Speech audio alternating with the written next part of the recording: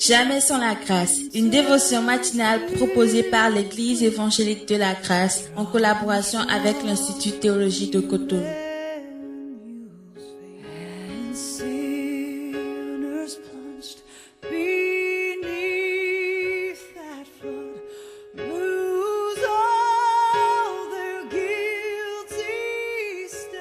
Bonjour chers amis auditeurs, auditrices, bienvenue dans votre dévotion Jamais sans la grâce. Jamais sans la grâce. Notre vie, on ne peut jamais la vivre sans la grâce de Dieu, cette grâce qui nous soutient, cette grâce qui nous affermit et cette grâce qui nous fait tellement du bien.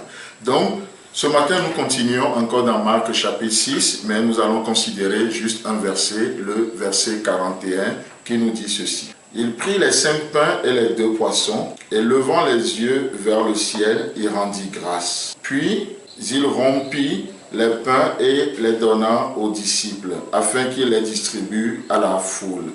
Il partagea aussi les 2 poissons entre tous. Seigneur, merci de bénir cette parole et de nous faire du bien au nom de ton Fils Jésus-Christ. Amen.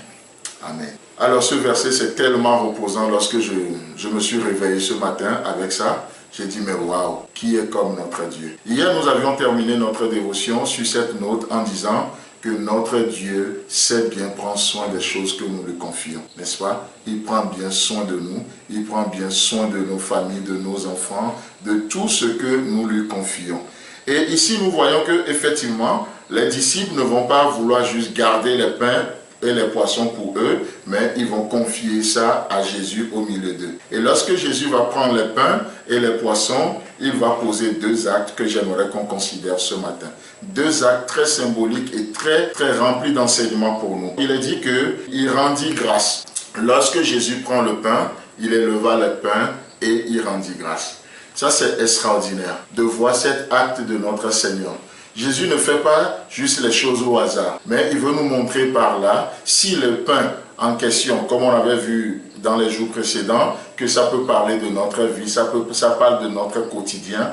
Et il est dit que Jésus prend le pain et il rendit grâce. Mes amis, Christ, la Bible nous dit qu'il a achevé l'œuvre, il est monté au ciel et il est assis à la droite du Père. Quel est son ministère? Qu'est-ce qu'il fait aujourd'hui? Il intercède pour nous.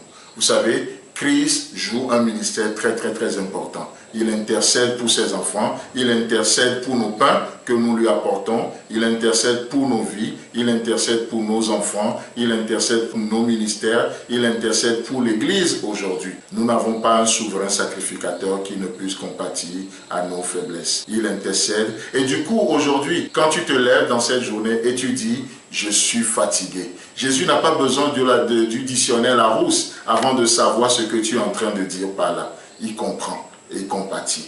Et c'est pourquoi il rend grâce. Il prie, il intercède pour nous. Et vous savez, ce matin, vous pouvez aussi faire comme Jésus. Alors que nous écoutons cette dévotion, juste après cette dévotion, pourquoi ne pas prendre du temps pour rendre grâce à Dieu pour nos 5 pains, rendre grâce à Dieu pour le travail qu'il nous a donné, rendre grâce à Dieu pour le patron qu'il nous a donné, rendre grâce à Dieu pour le corps de Christ qu'il nous a donné, la famille de Dieu, rendre grâce à Dieu pour les parents qu'il nous a donnés, rendre grâce en toutes choses et pour toutes choses. Amen. Ça, c'est la chose extraordinaire que Jésus fera. Et la deuxième chose que Jésus fait, après avoir rendu grâce, qu'est-ce qu'il fait? La Bible nous dit, il prend le pain et il rompit les pains. Et cela parle d'une chose, ça parle du brisement. Le brisement. Vous savez, c'est aussi un des moyens par lequel Dieu travaille dans nos vies. Il nous équipe, il nous transforme de plus en plus à l'image de son Fils Jésus-Christ. Hier, je donnais cet exemple de Moïse. Dieu va tellement briser cet homme, et il va dire à Moïse, « Moïse, qu'as-tu en tes mains? Où sont ces pains? Où sont tes pains et tes 2 poissons? » Moïse va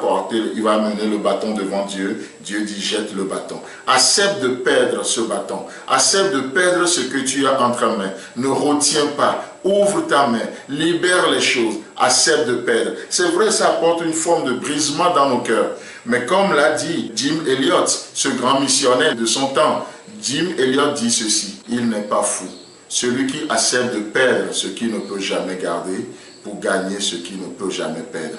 Mes amis, nos vies en nous, nous n'avons pas le pouvoir de la garder. Le mieux, c'est d'accepter que Christ la brise. Et du coup, qu'est-ce qui se passe? Nous avons une nouvelle vie à lui. Mes amis, nos enfants, nous ne pouvons pas les garder. Il faut accepter que Christ intervienne, fasse une œuvre de brisement. Et c'est comme ça que nos enfants aussi sont transformés de plus en plus à l'image de Jésus-Christ. Il a pris le pain, il rend grâce et il brisa le pain. Il n'est pas fou, celui qui accepte de perdre ce qu'il ne peut jamais garder pour gagner ce qu'il ne peut jamais perdre. Que Dieu vous bénisse et à demain. C'est tout le temps que nous avons. Si vous avez aimé cette dévotion, parlez-en à vos amis. Parlez-leur du message de la grâce et de ce qu'il fait dans vos vies. Pour un sujet de prière, une question ou plus d'informations, contactez-nous. Téléphone 64 88 35 87 ou 96 42 69 05 ou par WhatsApp au 94 75 80 20.